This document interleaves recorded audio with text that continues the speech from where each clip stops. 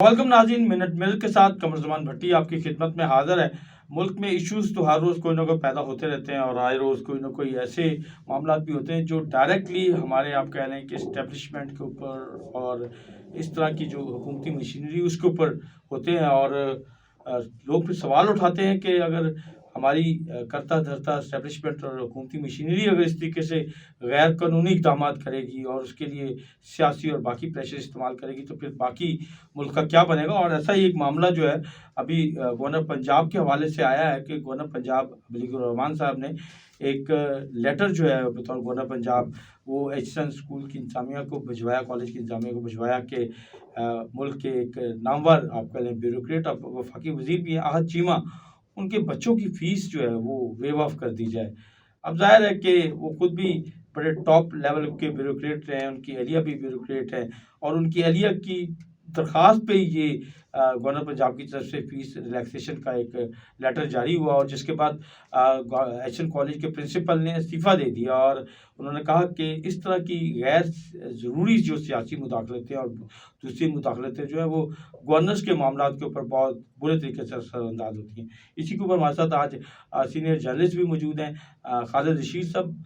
Story भी इन्होंने ही गालबन break की और उसके बाद फिर एक पूरा तूफान बरपा है। गवर्नर साहब की तरफ से एक वजाहती बयान भी आया, उस पर भी बात करेंगे। पहले स्टोरी भी बात करते हैं। खालिद साहब, आपने स्टोरी गालबन ब्रेक की, क्या है स्टोरी, असल मामला क्या है? जी, इसमें स्टोरी ये है कि आहत चीमा जो डीजी रहे हैं वो निगरान गवर्नमेंट से पहले शहबाज शरीफ के जब पीडीएम की गवर्नमेंट बनी तो उनके मामून खसूसी थे। उसके बाद उन्होंने सर्विस से रिज़ाइन कर दिया और वो मर्ज हो गया, समझ लें वो मुस्लिम लीग नून में मर्ज हो गया। अब उन्होंने वफाकी वज़ीर का हलफ उठाया और अभी वो सेनेटर भी बन जाएंगे। उनके बच्चे थे दो जो इधर एचएसएन कॉलेज में पढ़ते थे। तो जिस टन्योर में वो ईसा हज चीमा, मुस्तफ़ा हज चीमा, जी, जिस टन्योर में वो पाबंद सलासर रहे हैं, कैंप जेल में रहे हैं, तो उस दौर में उनकी मिसेज जो थी वो इधर डिप्टी कमिश्नर उकाड़ा थी। फिर उसके बाद जब गवर्नमेंट बनी पीडीएम की तो उन्होंने उनकी ट्रांसफ़र करवा ली, उन्हें फेडरल गवर्नमेंट ले गए और फेडरल गवर्नमेंट में वो इस वक्त एडिशनल सेक्रेटरी हैं। मकसद ये है कि उन्होंने खुद सामने नहीं आए, अपनी मिसेज के ज़रिए एक एप्लीकेशन मूव की और ये एप्लीकेशन को आज की मूव नहीं की, ये कोई 3-4 माह पहले की मूव की है कि जी ये जो पीरियड है हमारे बच्चों का इसको वेव कर दिया जाए। 3 साल की फ़ीस का जी, ये जो फ़ीसें है ना ये वेव कर दी जाए। अमूमन ये होता है कि ये सरकारी स्कूलों में गर्मियों की छुट्टियाँ जब होती हैं तो किसी भी बच्चे की, कोई भी गरीब आदमी, किसी की फ़ीस वेव नहीं होती। लेकिन ये तूफ़ान बरपा हो गया कि जी उनकी फ़ीस क्यों वेव हुई। मकसद कहने का उसमें ये है कि जब वो फ़ीस वेव की गई तो उस पे बहुत सारे इश्यूज़ सामने आए। पहली बात तो ये है कि गवर्नर ने उस टाइम पे वेव की है जब गवर्नर साहब को खुद इल्म है कि वो चंद दिन के मेहमान हैं। तो मुस्लिम लीग नून ने जिस तरह से वो जल्दबाजी में सारे मामलात करती हैं, तो उन्होंने गवर्नर साहब को कहा होगा जो मेरे ज़राए हैं। तो क्योंकि गवर्नर साहब जा रहे हैं, उन्होंने कहा अगर पीपल्स पार्टी का गवर्नर आएगा तो हो सकता है वो ये काम ना करे। तो इनसे फौरी तौर पर करवा लिया और इतनी स्पीड ये करवाया कि वो स्टोरी की जो है ना वो आगे से कई स्टोरियाँ निकलनी शुरू हो गई। आपके ख्याल में क्या एक इतना टॉप लेवल का ब्यूरोक्रेट, उनकी एरिया भी ब्यूरोक्रेट, कितनी भारी फीस होगी कि वो मतलब ये आमतौर पे रिलैक्स तो वो लेते जो थोड़े से गरीब हों, मतलब अफोर्ड ना करते हों, बच्चे काबिल हों? जी, बट साहब इस पे उनके जब असासे डिक्लेयर हुए थे ना तो वो आहत चीमा लैंडलॉर्ड आदमी हैं। उनके जो हाफिजाबाद के इलाके में और दूसरे उनकी जायदाद है, उनकी मिसेज भी जो है वो भी जो है ना साहिब जायदाद है। हाँ, वो भी साहिब जायदाद है। तो बात ये है कि इस लेवल पे आके जब बंदा इस तरह का काम करता है तो फिर उंगलियां तो उठती है ना, सवाल तो बनते हैं। अब ये जो मेरे ख्याल से ये जो टाइमिंग है ना, असल में ये टाइमिंग बनी है और इस पे ज़राए ये भी बताते हैं कि जो वज़ीर आला पंजाब है मरियम नवाज शरीफ, वो जाना चाह रही थी उधर कनेट कॉलेज में। पहले कनेट की थी तो वो उधर से नहीं गई, एचएसएन कॉलेज में वो जाना चाह रही थी, लेकिन वहाँ पे कुछ रिजेंटमेंट आई, इसलिए वो वहाँ नहीं जा स्टूडेंट ने प्लान किया कि हम कुछ क्रॉस क्वेश्चन करेंगे, कुछ पॉलिटिकल सवाल करेंगे, वो नहीं जा सकी। इस वजह से उन्हें पॉसिबिलिटी हो सकती है कि ये भी ग्रज हो और अब ये गवर्नर का जो ये जल्दी पे आग लगाने वाला काम है कि वो फीसें तो माफ़ कर दी, लेकिन उन्होंने ऐसा एक प्रेसिडेंट सेट कर दिया कि इन अकेले की फ़ीस माफ़ नहीं की, कुछ 6-7 और केसेस साथ रिलेट कर दिए, ताकि अगर कोई इशू उठे तो ये अकेले आह चीमा एंड कंपनी ना हो, बाकी भी इनके ऊपर हों। तो बट साहब, इस पे बात ये है कि अब गवर्नर की तरफ से तो ये मामला आ गया, लेकिन इस पे अब रिज़ाइनमेंट भी आई है। अभी पता चला है कि वो एक बोर्ड के जो मेंबर हैं वो भी बाबर रिज़ाइन कर साहब रहे हैं। हाँ जी, वो बाबर भी। साहब ने रिजाइन कर हाँ दिया जी, है। बाबर साहब ने रिज़ाइन कर दिया, प्रिंसिपल रिज़ाइन कर रहे हैं। अब सुबह से लेके तो शाम तक, शाम होने वाली है, तो जो स्पोक्समैन है नून लीग के, वो इसी इशू पे अपनी वजाहतें दे रहे हैं कि ये ऐसे नहीं था, ये वैसे नहीं था, ये प्रिंसिपल अच्छा नहीं था, ये जा रहा है, कोई कह रहा है जी इसका कॉन्ट्रैक्ट ख़त्म हो रहा था, ये अगस्त में जा रहा था। बात कहने की है कि अगर ख़त्म हो रहा था तो फिर इतनी हड़बड़ी में मामला करने की क्या ज़रूरत थी? इसको अच्छा, ये लिंगर ऑन कर लेते। प्रिंसिपल साहब ने जो इस्तीफा दिया है, उन्होंने एक खत भी लिखा है अपने स्टाफ के नाम। उस खत में उन्होंने खासी वजूहत बयान की और उन्होंने कहा कि जिस तरह की मुदाखलत हो रही थी, इस मुदाखलत में उनके लिए वो समझते हैं कि स्कूल को चलाना बहुत मुश्किल होगा, बहुत मामला ख़राब होंगे। देखिए भट्ट साहब, ये जो अदारे हैं बड़े बड़े, वो किंग एडवर्ड मेडिकल कॉलेज हो, अल्लामा इकबाल मेडिकल कॉलेज हो, गवर्नमेंट जीसी यूनिवर्सिटी हो, और ये एचिसन कॉलेज हो, कनेड कॉलेज हो, इनमें हमेशा से सियासी मुदाखलत चलती आई है। वो अक्रॉस द बोर्ड देख लें आप, नून लीग के दौर में भी हुई है, वो पीटीआई के दौर में भी हुई है। गाजियाबाद लेकिन पीछे चौधरी सरवर साहब के साथ भी तो एक इशू आया जी, था उन्होंने भी कोई एडमिशन करवाना चाहे थे, चौधरी सरवर गवर्नर थे उस वक़्त, तो और उस पीटीआई का दौर था। पीटीआई का दौर था, लेकिन वो उन्होंने स्टैंड लिया, उस वक़्त प्रिंसिपल ने स्टैंड लिया, और वो उन्हें जो है ना वो बैक फुट पे जाना पड़ा। वो इशू सॉल्व नहीं हो सका। अब इन्होंने भी किया है।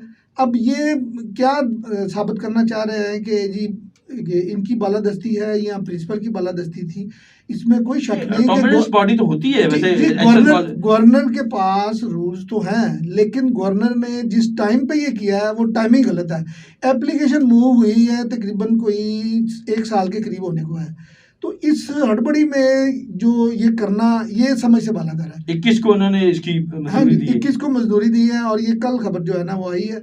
पहले तो न्यूज़ चैनल वालों ने इसको लाइट सा लिया है, लेकिन उसके बाद फिर ये देख लें, सुबह से लेकर शाम तक यही सिस्टम में चल रहा अच्छा, है। गवर्नर हाउस की तरफ से भी एक वजाहत आ गई। उन्होंने भी कहा जी कि ये जो प्रिंसिपल थे, इनकी मुद्दत अगस्त में ख़त्म हो रही थी। नए प्रिंसिपल की ये ऑलरेडी 2-3 मरतबा इस्तीफा भी दे चुके थे, लेकिन इनका इस्तीफा रोका गया था।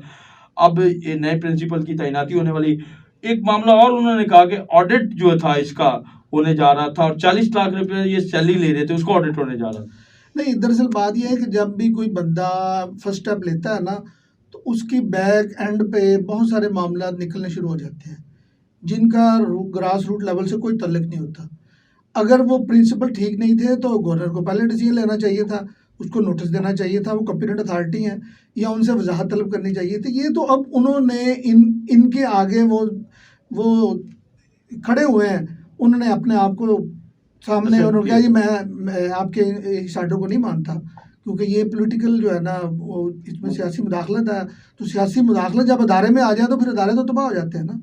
सियासत जहाँ भी जाती है वो सिस्टम से बाहर हो जाता है बंदा। तो आपके ख्याल में गवर्नर साहब जो हैं वो गलत टाइम पे गलत शॉट खेल बैठे? देखिए, मैं ये टाइमिंग पे ही है, ये टाइमिंग नहीं थी। दूसरी बात ये है कि अमूमन ये होता है कि जब भी कोई फीस माफ़ी की एप्लीकेशन होती है तो वो बाप की तरफ से जाती है। ये पहला केस मैंने देखा है। बाप ना हो तो फिर उसकी वालदा जो बच्चे की हैं या बच्ची की हैं वो भेजती हैं। ये पहला केस देखा है कि बाप जो है ना उन्होंने अपनी साइड की बजाय अपनी मिसिस की साइड से एप्लीकेशन मूव की है। वो खुद भी तो अब पॉलिटिकल फिगर है ना, वफाकी वजीर हैं, सेनेटर बनने जा रहे हैं, उन्होंने एहतियात की देखिए, हो। ये जब नहीं, जब उन्होंने मूव की थी उस वक़्त तो कुछ भी नहीं थे ना वो। उस वक़्त तो वो ओएसडी कैरेक्टर थे ना। उस वक़्त तो वो ओएसडी थे ना। नहीं, पिछले 16 माह भी तो रहे नहीं, हैं वो वो। 16 माह के बाद उन्होंने की ना। मैं तो भट्टी साहब आपसे यही कह रहा हूँ कि इसकी जो टाइमिंग है वो बड़ी गलत है।